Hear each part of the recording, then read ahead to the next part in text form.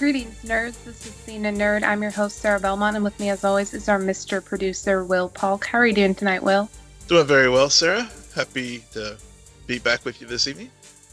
Yeah, it's been a week. Yeah, it's been a week. Yeah, I know, but it feels like I went on vacation, so it was much. Didn't realize, it's one of those things you don't realize that you need it until you actually do it. So Yeah. so it feels, even though it was only a week ago, it feels like longer because I just really checked out as much as I could have during the holiday.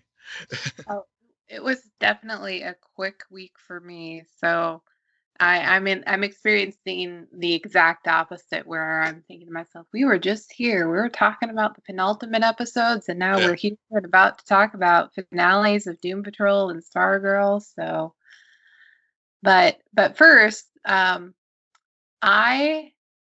I did over the week watch The Umbrella Academy season 2. Hmm. Now, when I say watch, of course, asterisk, asterisk, asterisk, watch in the background. Because here's my thing with The Umbrella Academy. Season 1, season 2, pretty much the same thing, different times. Uh, It's beat for beat. You're just really? thinking to yourself, why are we doing this again? Why? However, oddly enough, the more I watched it, the more I thought season 2 is way more interesting than season 1 was. Huh. Like, these characters have a lot more going on, and I feel there's movement and there's actual momentum.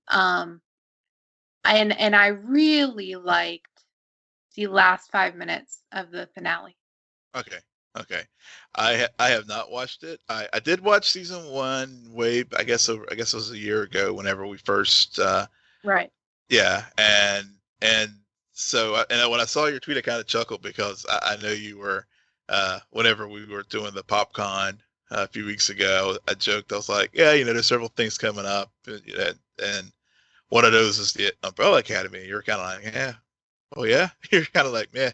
So whenever you said you watched it, I was surprised. I'll get around to it. I haven't watched it yet. I will in due time, but it's definitely not something I was. I freely admit I wasn't blown away by season one, and I'll get around to it. Yeah, yeah. I think it goes in the line of something that have if we were in a time of non-COVID and new things were coming out, would I watch season 2? Probably not. Hmm. But I'm desperate for entertainment at this point. Yeah. And however, I don't know if I'm desperate enough to pay $30 for Mulan to watch on Disney Plus, a subscription service that I cut off after Hamilton. I got my full month in, and then I'm like, I don't need it anymore. Yeah, just you'll turn it back on whenever the Mandalorian season 2 drops, but That's also in the back of my mind. It's like, I don't know how long it'll be for $30. I don't really understand if it's going to go away, if there's only a certain amount of time when you can take them up on that offer, because I might just wait until The Mandalorian or until Winter Soldier and Falcon come out. Sorry, WandaVision is coming out first. yeah, yeah, See, it's ingrained in my mind to think differently. To think yeah, for some reason it doesn't make sense. yeah. Well, I mean, Falcon and Winter Soldier was supposed to come out in August, but obviously we know what happened with that. But yeah, I saw that that Mulan was going to uh, come to the Disney Plus service, and you have to pay the premium price, and yeah, and so on the one hand, I was like, well, for a family of four, $30 is not a bad deal. Yeah. But but at the same time, um, yeah, I'm like, yeah. Maybe I will. Maybe I will do that. Because I guess we already pay a premium price sometimes for content on things like Amazon and other stuff, but not $30. So that's the that's like I said. But at the same time, if I had, there's no way I could go to regular theater, even matinee prices, and get it that way. So Right. yeah, And then in the back of your mind, you're thinking, okay, if I don't support Mulan, they're never going to do this again. And then that means that we're just going to have to wait an infinitely more time for Black Widow. yeah. So do I just give the $30 and fingers crossed everyone else gives $30? We'll probably get Black Widow coming out. See Mandalorian, and then Black Widow, and then WandaVision. Yeah.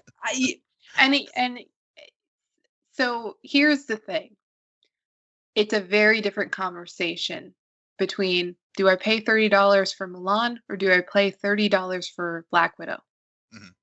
I would be like, yeah, heck, I'm gonna spend $30 on Black Widow. I don't care. Yeah, It might go ahead, be take my a money. Marvel movie. Yeah. Yeah. But yeah, it's just interesting times.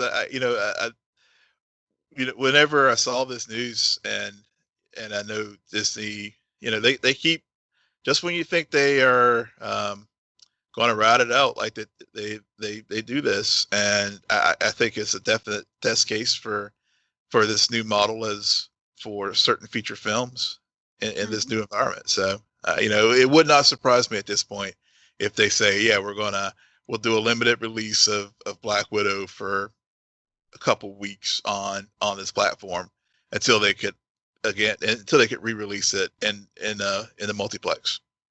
Yeah. Yeah. Because they're tired of just dropping trailers too. Exactly. They're tired too.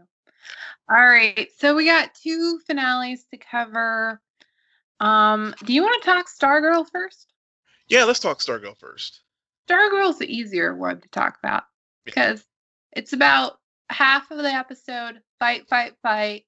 Second half of the episode, talk, talk, talk, closure, closure, closure.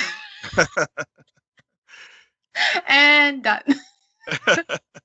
So yes, that's true, but I have to say I really like this finale. I don't know if it's because in 2020 we actually got a finale versus something that was cut short. But also, honestly, and I was chatting with some folks on Twitter earlier this evening about Stargirl, and it's become probably my favorite show of the Arrowverse at this point. um I have to say it. I mean, at least as the Arrowverse is currently constituted, as far as the shows that we have on right now. sorry, I'm caught off guard because I feel as if you almost said the same thing about Batwoman a few weeks ago or a few months ago. I did, but I did, because Batwoman, it was like, you had Arrowverse 1.0, Batwoman's 1.5, and now Stargirl's Arrowverse 2.0, which just gets better. I wouldn't go that far. I think what both shows have in common is they're new. They're fresh. Mhm. The writing has been strong. And you can also argue, well, are we talking about comparing these seasons to season 1 of The Flash, season 1 of Arrow? Arguably season 2 of Arrow is the best season of Arrow, but Yeah. I mean, I think the writing in these shows tend to always be strong, fresh out of the gate. Yeah. And the true testaments come in the later seasons when we've been through this. I mean, you could see the setup happening. The one thing that Stargirl finale did not do, and I shouldn't be surprised by this, Will. I should not be surprised because in a weird way, I've been calling it since the very first episode. Cameron, nowhere to be found. Yeah. They killed his dad, right? Yeah, they did. Setting the stage nowhere. for clearing the deck of all the adults in the room. Well, I guess the gambler made it, and Sportsmaster, the Fiddler. No, she was killed last week. Oh yeah. Tigers. They didn't do that. The other people did, and I forgot about that. But they left. It was good. They split the deck. They almost split the difference where they left a few people still around. I mean, we still got Cindy running around, finding Eclipso and setting up season 2. Grundy is still running around. We'll get into that in a moment. But they I was waiting this whole episode for like that final 10 minutes when everything's happy and it's Christmas. I was just like, okay, when is Cameron gonna go full icicle on Pat and take away Courtney's dad? It was too happy for me to believe what was going on. I was like, where's the twist? Yeah, yeah. They didn't fall into that trap. They did not. And Which is good and bad, but yeah. Yeah. Well, I whatever. mean, it was good. I mean, I like that. I mean, it was a nice clean end to the season. We did get set up for season 2 with, as you said, they left some members of the ISA left, and then also they teased the Shade whenever whenever they were going through the portrait, and he said, you know, Yeah. I warned you, Jordan.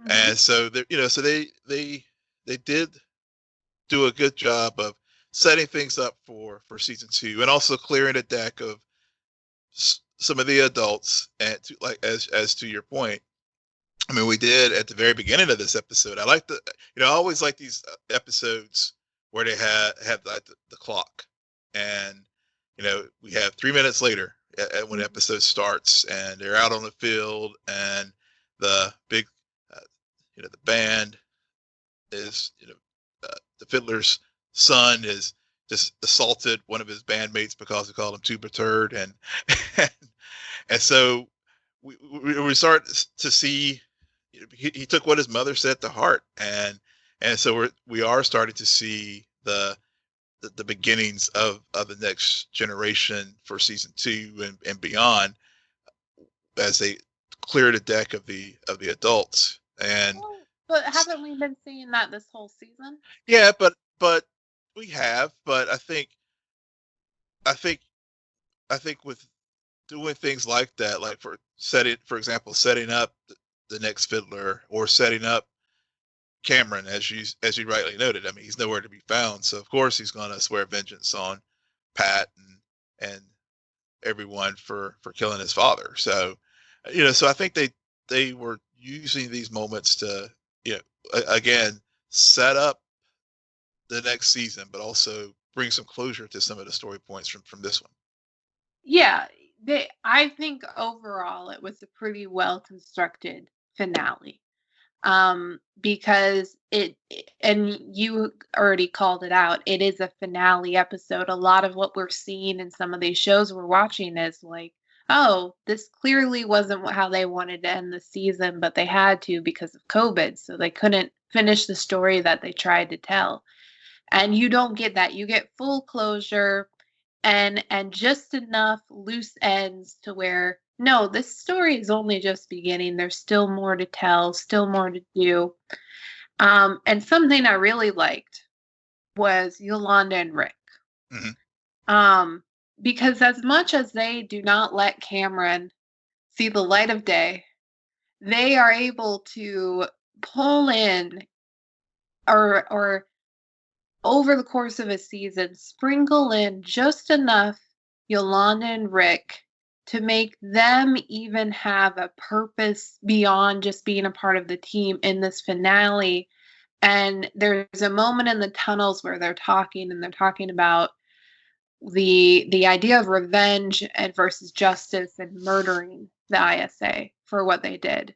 Because they've both lost people in their lives due to the ISA. Mm-hmm. And then it's interesting the parallel that occurs where Yolanda ultimately kills Henry's dad. Girl, it was self-defense. Nobody blames you. Nope. That guy was a psycho. He was going to kill children. I think you were fine. I think God is on your side in that. Yeah. And it was also just a very smart line. It was so subtle that even I was thinking to myself, how did she figure that out? And then it's like, oh yeah, they were his friends too by that point, and his dad didn't recognize that. And then later on, you see Rick, who's killing Solomon Grundy, like just nailing him. Yeah.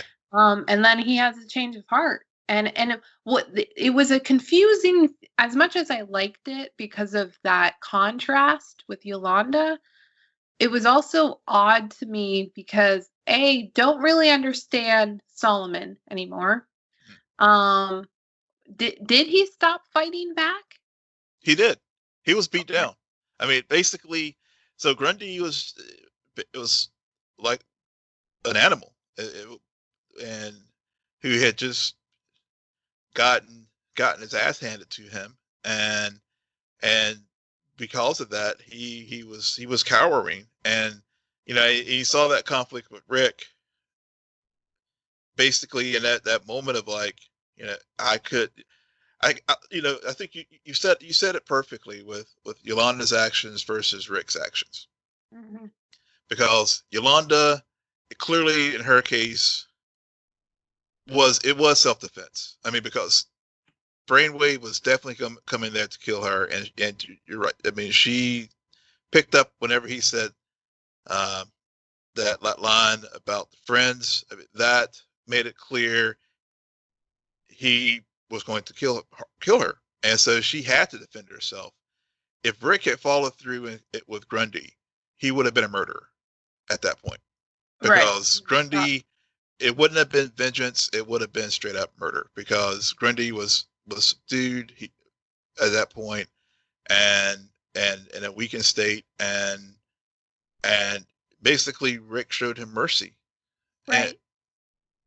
which I think was a good evolution point for that, and I think also, man, we saw it at the end of the episode too. I think Yolanda, I mean, well, the poor girl's been dealing with a lot this season, but so again, she's going to have to deal with the weight of knowing, even though it was in self-defense, that she did take a life, and that's a lot for a teenager and to deal with, or for anyone, but in particular these kids who were who, whenever we've seen their stories over the course of the season grow into this role of a superhero, and they really, they dealt with the issues of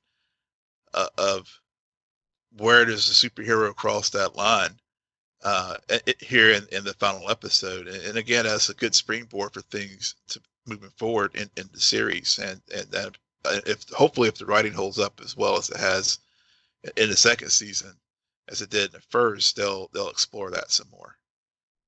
Oh, absolutely. I think because not only is it a kid who's realized I want to save people, but sometimes that means I have to really remove the bad guys, or is that the hero I want to be? What's the other choice in the matter is, they set her up to come from a very religious background, Right. Which Mm-hmm. was smart. And I think that even though Rick did the right thing at the end of the day, letting Solomon go, there is going to be some repercussions to where he even questions that, to further that contrast, just because I was thinking, where is he going to go? He kind of stands out. He's an animal. Yeah.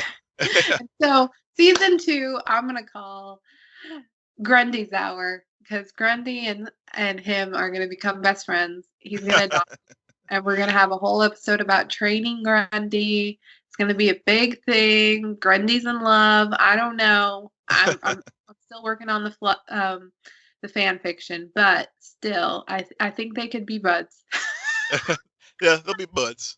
Yeah. Our man and the zombie, hey.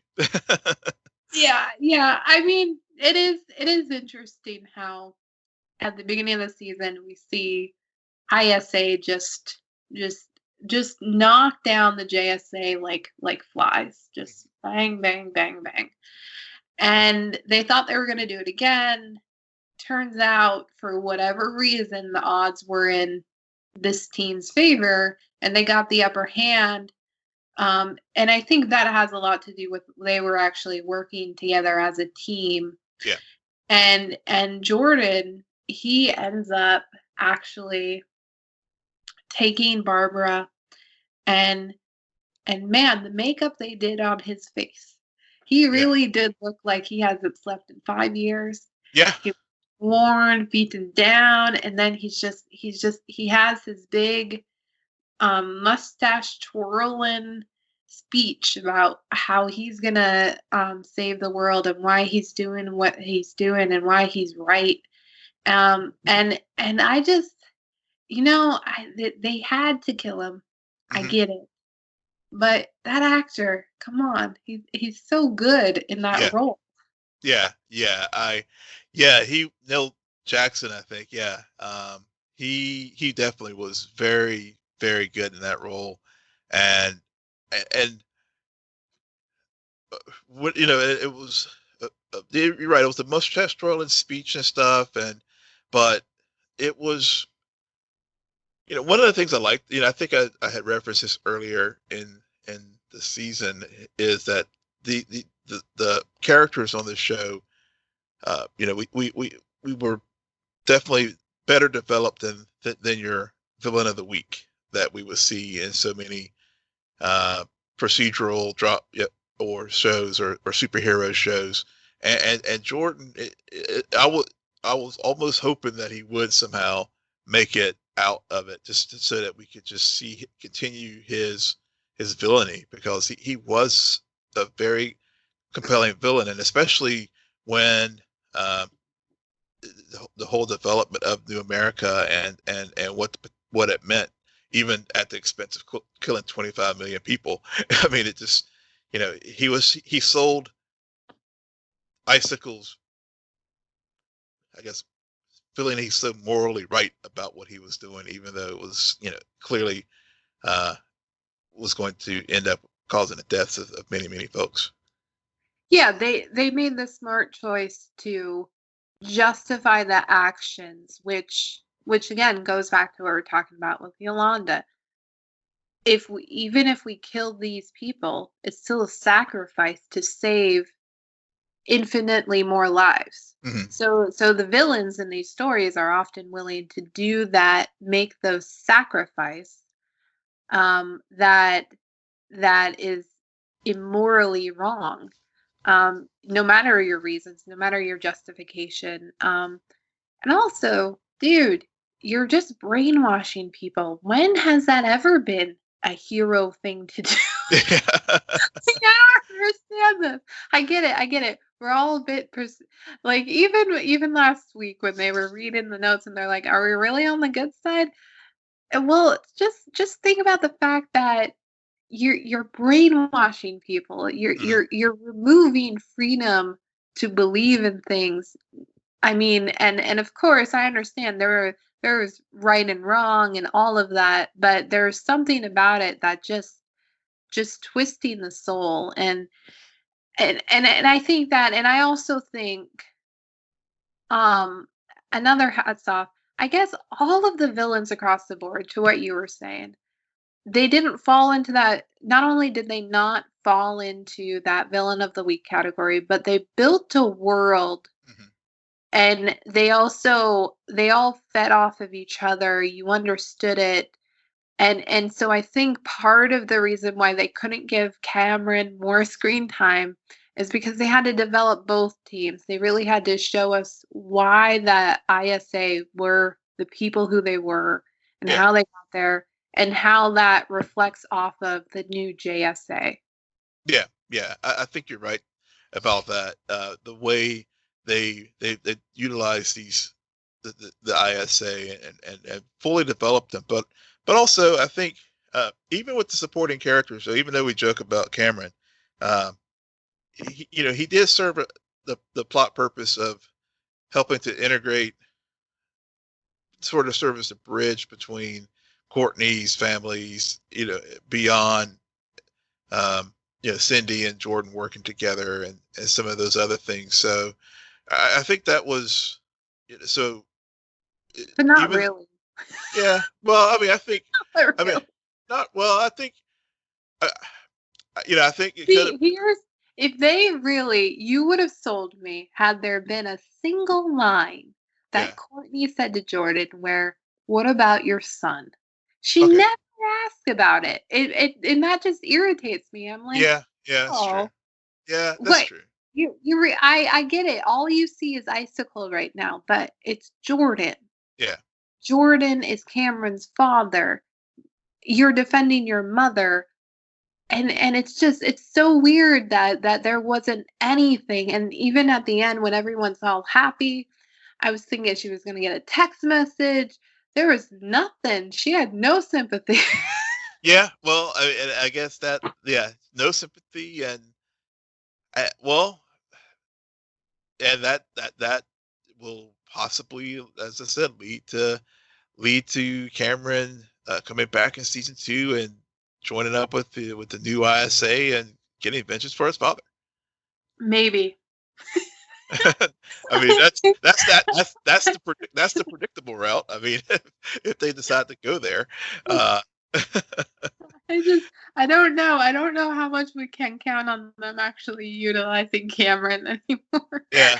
At this point, yeah. To your point, Cameron's just going to sort of disappear, just like if it whatever the Blue Valley equivalent of the pipeline is, that's where he's going. So, Absolutely. Absolutely. What before we switch over to Doom Patrol, what did you think about the final tease with Joel McHale? before we get there, I think we there's one character that we criminally not talked about this evening is Beth and her and Chuck. her and Chuck.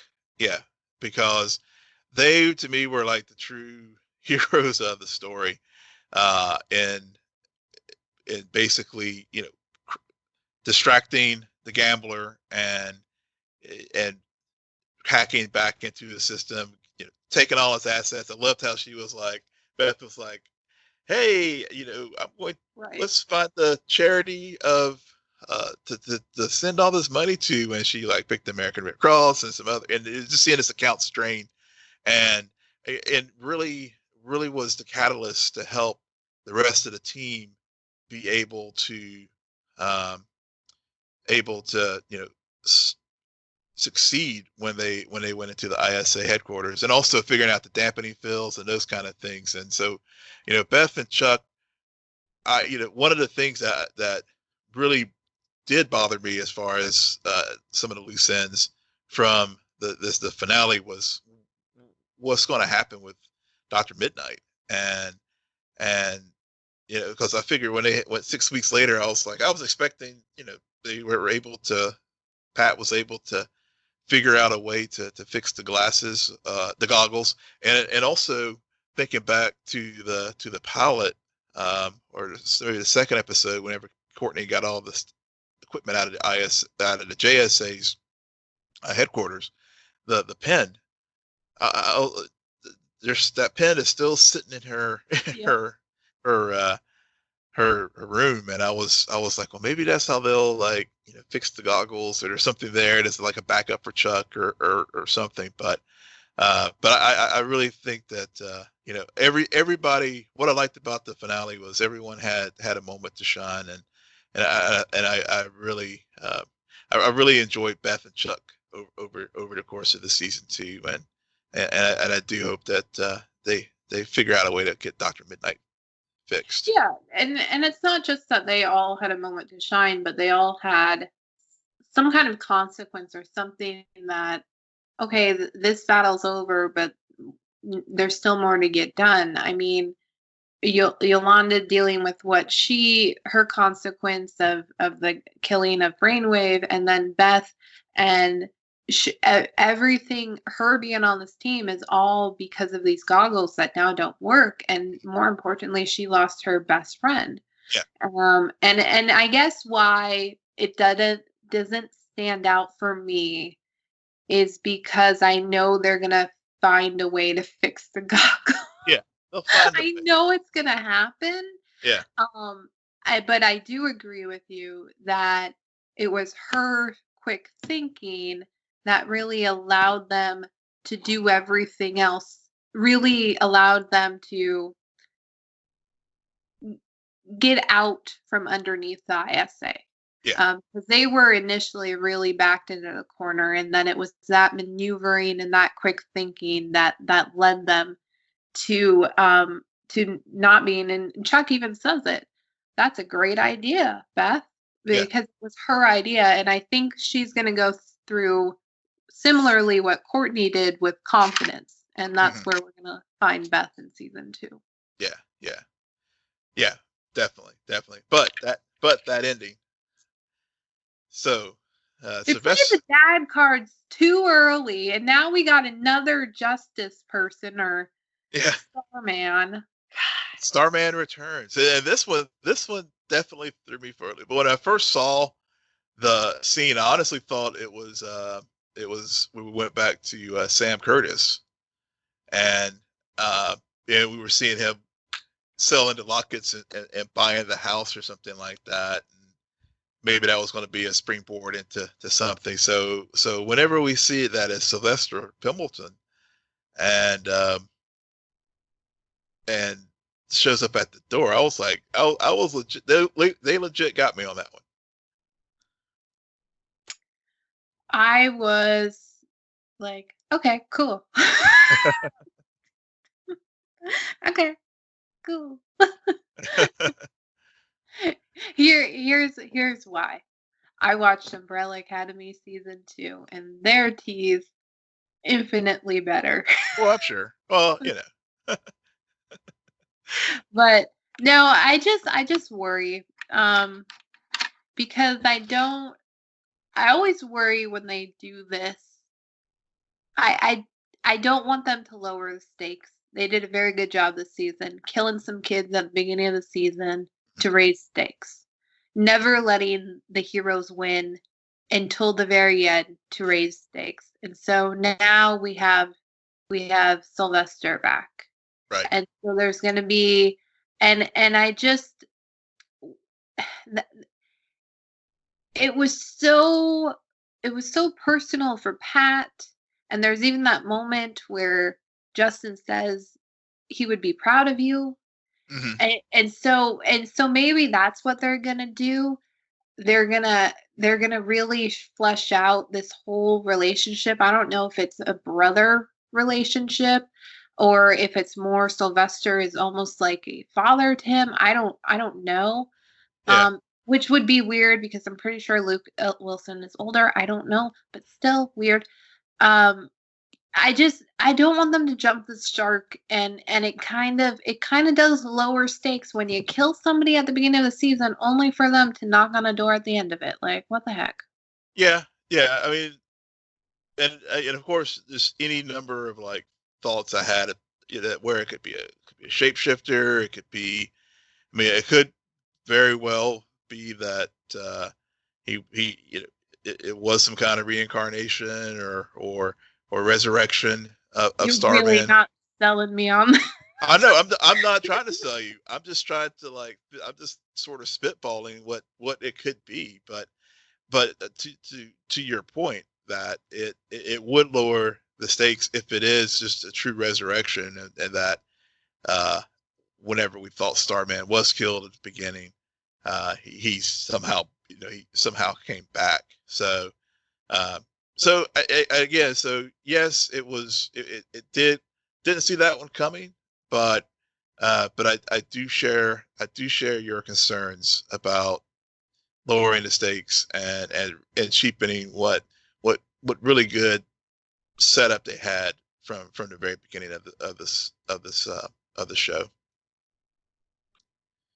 Yeah, all right. So as we leave one complete finale, we head to Doom Patrol to talk about the episode.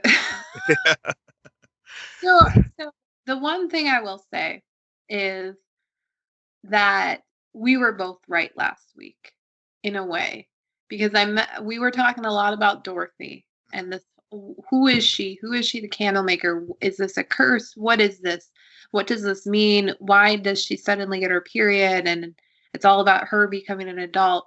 And I think that I was still right with that episode and how it played out and the development of Dorothy over the season. But you were right as well that her mother kept appearing because the only, arguably the only one who can really defeat Candlemaker is Dorothy. Mm-hmm.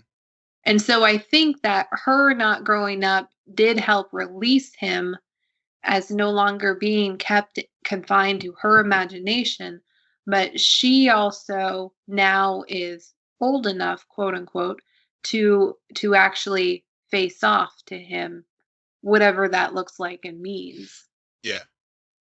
Yeah, you're right. I think that Dorothy, the way this episode ended with her accepting the challenge, Mm-hmm. and even as Niles was still trying to shield her, even as he's like pathetically like crawling through the wax to get to her. It definitely, again, this was obviously a penultimate episode, and and so I'm not going to beat him up too much for that because circumstances beyond their control. But it did, but the one thing that Dorothy did in accepting what her challenge, especially when her mother tried to hand her the weapon to take on Candlemaker, Dorothy was like, "No, I got this," and she was, and we saw that growth of her confidence in that moment, from where earlier in the episode she was, still hiding in a tent, whimpering and afraid of what was all transpiring around her, to the moment where she puts on the red shoes and then she conjures up a weapon to take on Candlemaker. So I like that. I like that arc. This as far as how we see Dorothy accept her fate, and then of Yeah. course Candlemaker then takes her and goes to wherever they were going. They end up having their final face off. Right, right. I do too. Overall, it took me a while to get on board with Dorothy. I really think last week's episode is when it clicked for me, and this episode was just a cherry on top with furthering that, even though we didn't get a lot of her, because arguably this wasn't a Dorothy centric episode, No. despite it being, this was all about Jane, or Yeah. I'm sorry, Miranda. Yeah. Which, I have been waiting. I think this is another thing that Doom Patrol has not delivered until this point, and what I've been missing from season one is that this episode and what they did with Miranda and Jane and Kay. Mm-hmm. Did you see it coming? Did you see the idea that Miranda, who we've come to know, actually is her father? No. They're out of the well in the underground. I that one got me. I did not see Miranda being the evil one. Basically the father, basically being the Miranda that we've seen walking around, basically taking out all the various stations and other personalities. That was good. That was a good storytelling, the way they carried that off. You're right. And to your point, going around taking out stations, and there's a moment earlier this season when Jane even says those stations are all versions, all personalities that actually trust in men. Mm-hmm. So of course, those would be the first personalities he went after. Yeah. Yeah. And it's just like the signs were right there. They were. We missed it. Completely. And then when we go back to the funeral episode and this whole idea of rebirth, we knew who was in that well because of the first season. Mm-hmm. There we do the underground, and at the end of the day, it's him who reappears, and so of course if you get pushed down there, who do you think you're gonna find? And just and then I like it. I like how we go back to Miranda and how she was primary Hmm. and she meets a guy and the guy betrays her, Hmm.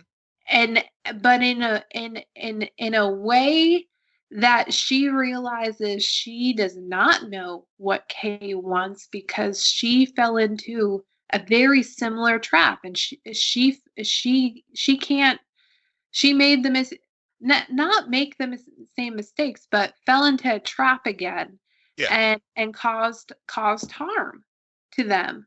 So she throws herself in the well, and then we get Jane. Yeah. Yeah. That whole the whole PTSD, that the whole Miranda's relationship with, well, I don't know if they ever gave, what was his name? I'm gonna call Bob Dylan because he was like trying to be a folk singer, but uh, but you know that the as you mentioned, falling back into the well and protecting Kay, because when they first had, whenever he first was wooing her, singing the folk songs and stuff, and seeing the reaction that she had as far as like, um, whenever he reached out to her and stuff, and then we carry it forward to they move in together, and they're growing, and given that she didn't have a relationship with her father that where she could trust him, but then she ended up trusting the Bob Dylan, uh, and and then he how he uses that and abuses that trust by having the swingers party at their as part of their housewarming, and then and then the his coworker hits on her, and then has sex with her, and of course the whole defense mechanisms of all the personalities, where we see the transformation literally while everything is going on, where the Jane persona like comes out, becomes the primary, and Right. then and and then just basically like calls all the manipulation and calls the other people out for being sheep and stuff. It was an amazing. This was the Miranda. We now fully get a full understanding how Jane became primary and how Miranda failed, and why Kay always chooses for Jane to be the the primary, because she does serve that role of protecting Kay from any harm. Well, she doesn't trust anyone. Yeah. I mean, honestly, up until she started connecting with Cliff and the others, she Mhm. never really trusted anyone for a very long time, and that was Miranda's mistake. She trusted this guy Yeah. who and this went made some wrong choices and found herself underneath another guy and just was like, what am I, whoa, this, I don't like this at all, get off me, and violated, and she felt like she failed, and so she threw herself in the well, and of course the personality is going to come out is going to be someone like Jane, Mhm. who is crazy. She strikes off her robe and goes Yeah. at her. But you get it. I mean, Jane is a product of everything Miranda went through, and Miranda's a product of everything that Kay went through. Because we also have to remember, Miranda's the one who got them out of the well, Right. Yep. and so I don't know. I was really I was happy to see it. I was happy how it all played back because when we kind of knew this season they were doing something very different with Jane. she felt isolated a lot of the time. Hmm. Hmm. Um, and I feel very satisfied that they ended the season. Of course, they didn't want to in this way, but that we still got this episode right before we have to go into another hiatus. Yeah, yeah, true. But one thing that did make I was curious because about Miranda Jane still being subjected to Candlemaker's wax. I don't. I mean, is it because of, I guess, the father? I guess Jane not being primary at this point is basically how she ends up being incapacitated by Candlemaker, because all the other characters, they had the imaginary friends who Candlemaker was able to. Oh, I thought that they pulled the plug on Miranda. The personalities did. That's, yeah, okay. I wasn't clear about that, so maybe, yeah, I guess Yeah, they did. Yeah, yeah, I guess they because they did the stopped. classic let's separate, and then Miranda goes down. She wakes up in the underground, and they said we had to pull the plug on you Right, that's right. because they didn't want to help Dorothy. Yeah, yeah, that's right. That's right. That's right. I forgot that whole sequence. Yeah, on the train. Yeah, that's right. That's right. Because they stopped the car, and yeah, I get. Yeah, thanks for reminding me. I have forgotten that part. No, no, this episode is interesting because in a way, not a lot of stuff happens, but then again, a lot of stuff happens. I Yeah. mean, but it is predominantly Jane's episode, Mm, and then we do have what I like to call Revenge of the Imaginary Creatures, yeah. Revenge of the Imaginary Friends. Yeah. Because they split off in their different directions because that's, logical. And everyone has an imaginary friend except for Larry. Hmm. Larry goes down first, right? Yeah, he does. Yeah, because Yeah. he comes across Kipling. Kipling's is after the Punch and Judy drags him away. He's the first one to get waxed, and then Larry gets waxed by Kipling. Well, Candlemaker. Yeah. Yeah. Because for some reason, Larry kind of lost all momentum this season. Yeah, We don't need Larry. you for the rest We of don't. that. Yeah, we don't need him. Yeah, but Larry got the moment to lead, and he's like, "Hey, I can be leader sometimes," and let him right into a trap. Yeah. Yeah. Then we find that Cliff. Cliff. That was my Who do favorite you part of think? Who do you think Jesus is his imaginary friend? it. I love it. I love that. Jesus could take you. You can only take your own name in vain. It just and then yeah, exactly. The name in vain, everything about fathers and sons. Yep. So such a Cliff, the perfect punchline to Cliff's arc this season, and especially after we called it, not going to be able to attend the wedding, feels really bad about it. But then again, Cliff, you have a different which doesn't Larry I think is the one who calls him out on that Yeah. we get it. Claire's your daughter, but who are we then who Yeah. have been suffering with your ass for the last Yeah. Forever. Yeah. decade? Decades. Yes. That. Yeah. So Larry had. Yeah. Larry didn't have much to do, but he rightfully called Cliff out on his bullshit because we're your family, Yeah. and yeah, yeah, and but Cliff, yeah, but it's the whole like father, the whole abandonment thing was because Cliff's Yeah. still in with his father's abandonment. Of course, he would see Jesus as someone whose own father, because he's probably thinking in Bible school where he's being crucified, and it's like, Father, why have you forsaken me? So of course, Cliff identifies with that, that abandonment, and Jesus has got some moves. I mean, you, like, kick Cliff's ass all over the place, but who better to like be Cliff's imaginary friend? Yeah.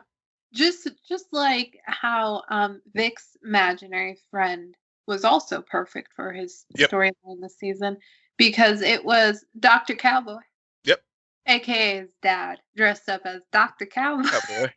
I only have Yes, beakers. sir. Yes, sir, partner. I only have beakers. I love that line. Yep.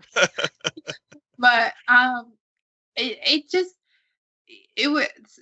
I'm glad that they didn't focus on these moments, because the moment you start to connect the dots about these imaginary friends, you don't need a lot of dialogue. You You don't need don't. to spend a lot of time, because the whole season has been building up to this.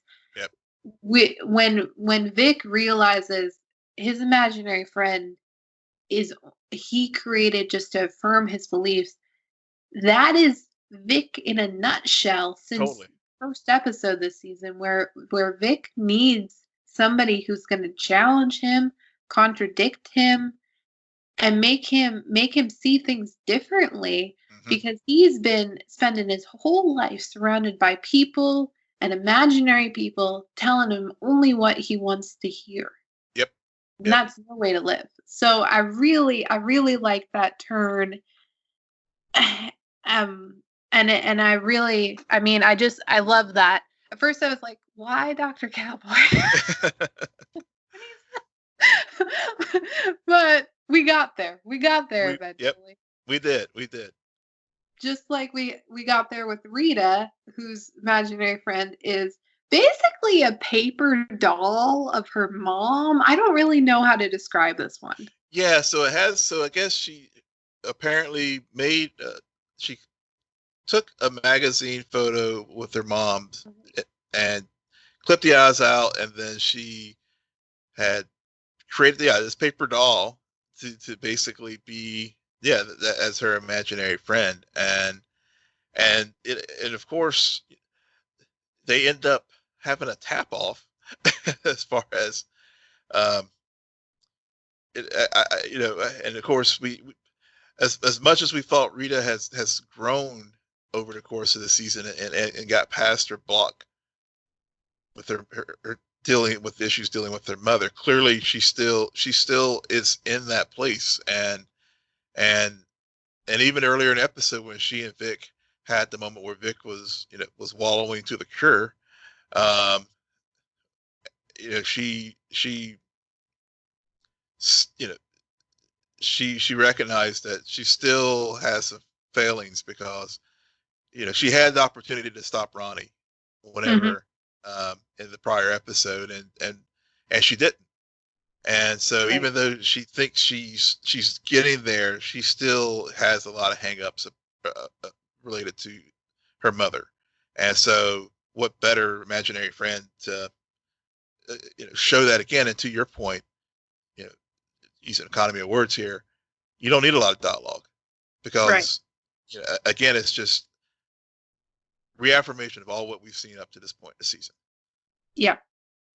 They and this is a show where I'm pretty sure they have the first episode to last episode mapped out, and the major plot points, so that, or not even plot points, character beats thought out, so that by the end of it, even if COVID strikes, the viewer leaves satisfied heading into a hiatus.